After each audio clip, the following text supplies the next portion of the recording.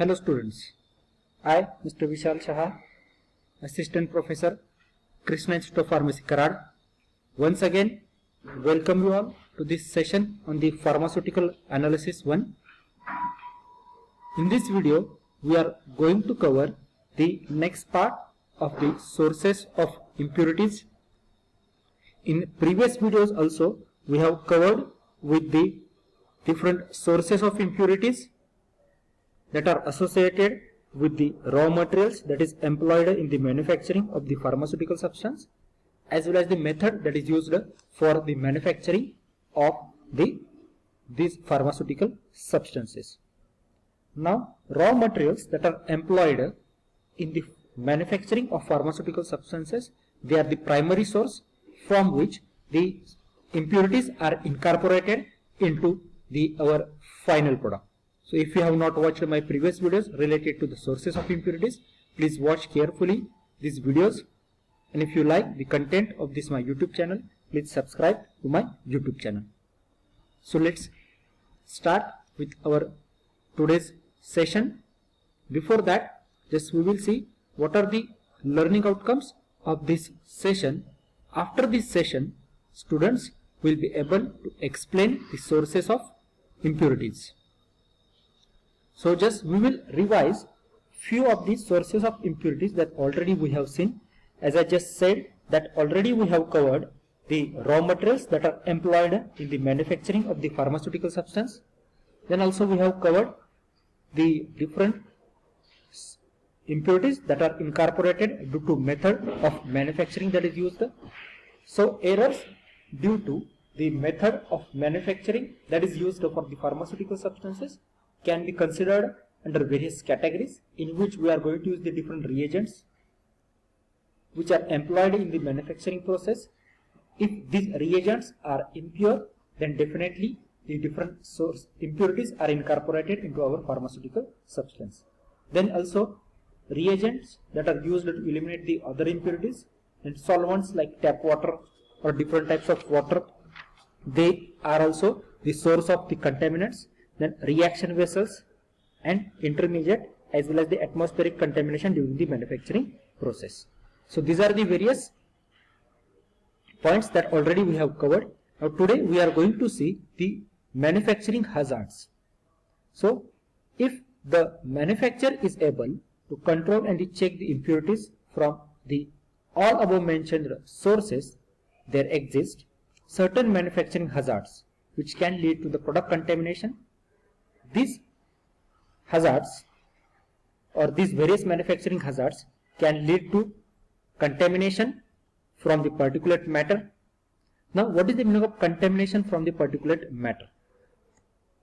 The unwanted particulate matter can arise by a number of ways, such as an accidental inclusion of dirt or the glass, porcelain, plastic or metallic fragments from the sieves, granulating, tableting and the filling machines and the product container. So whatever the particulate matter is there, particulate matter means small particles that are present in the machines, as well as the whatever the different sources that we are going to use for the manufacturing, like glass, porcelain, plastic fragments. So small fraction of this particular metallic or the plastic, that is material that is used for the manufacturing, these small particles will come out and they might mix with our product container. So the particulate contamination mainly arises from the wear and tear of the equipment, and due to which certain particles will be incorporated as impurities, which are considered as foreign particles. It may also arise from the bulk materials that are used in the formulation, or from the dirty or improperly maintained equipment. So it is very important that whatever the equipment that we are going to use, these equipments must be cleaned carefully so that they are free from any particulate matter that is present. If these are not cleaned, or the validation or cleaning validation of these equipments is not performed, it may lead into the contamination of our final product. For example, metal particles found in the eye ointments, packed in the metal tubes, which are made up of a tin and aluminum. So sometimes what happens, for it's a longer duration of time, whatever the our product, that is the eye ointment, that is to be filled in the metal tubes that are made up of a tin or aluminum, they are in contact with each other. So sometimes what happens, whatever the metal tubes that we are going to use, some particles from these metal tubes will incorporated as impurities into these ointments. So this is nothing but the particulate matter that is contaminated into our product. So these are the various chances are there due to which certain errors or the impurities are incorporated into our pharmaceutical substance. Then second manufacturing hazard is cross contamination of the product. Now this particular hazard has to be considered in the preparation of the solid dosage form. Now what is the meaning of cross contamination? So in cross contamination, suppose if we are going to perform or if we are going to handle the different powders or granules in a bulk, so if we are going to use the 2 or 3 different types of powders, then sometimes due to the air, whatever the small particles of these powders are there, they will be mixed with each other. This is known as the cross contamination, and due to which the unavoidable or the uncertain product may be incorporated into our one of the powder, and due to which it leads into the contamination of the product. So cross contamination of a product can occur by AN bond dust arising out of the handling of the powders, granules or the tablets in a bulk. So during the handling of the powders, granules or the tablets, certain particles are released in the air, and these particles, if they remain in the air for longer duration of time, and if we are going to use a different or second type of a powder or a granule, then these particles may be contaminated in the second type of the powder, and which leads into the incorporation of the impurities. That is known as the cross contamination of the product. Generally it happens with the antibiotics like penicillin, cephalexin. So it is very necessary requirement that whenever we are going to set up a manufacturing line for this type of antibiotics, no other product should be manufactured in this particular line. Means we should have a specific line for such a type of the product. Cross contamination is a dangerous, particularly in case of steroidal and other synthetic hormones, and therefore it should be carefully controlled. Precautions such as use of a face mask, special extraction equipment, which can minimize this undesirable contamination. So we have to expose our powder very less to the environment, so that what happens, whatever the particles that are present in the powder are there, they will not be mixed or they will not go into the air. In this way we can carry out the minimization of these undesirable errors or the contaminants that are occurring due to the cross contamination. Then next type of contamination is contamination by the microbes. This is a very serious issue if they are contaminated with the microbes. Many products like liquid preparations and creams which are intended for topical applications are liable to contaminate by the microbes from the atmosphere as well as during the manufacturing. So for all products which are intended for parenteral administration and ophthalmic preparation, sterility testing is done. Means for those preparations which are externally applied, or maybe you can say oral, which are orally administered, strictly sterility testing is not carried out.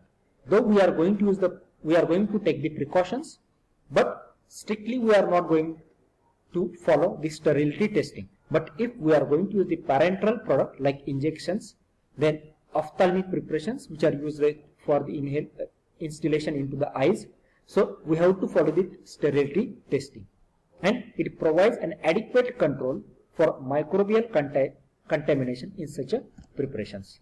Microbial contamination can be controlled by adding suitable antimicrobial or antifungal agents. So due to the addition of antimicrobial and antifungal agents, the growth of the microbes as well as the fungus can be stopped. Antimicrobial means what? Which are acting against the microbes, which are acting against the bacteria as well as the virus. While antifungal means what?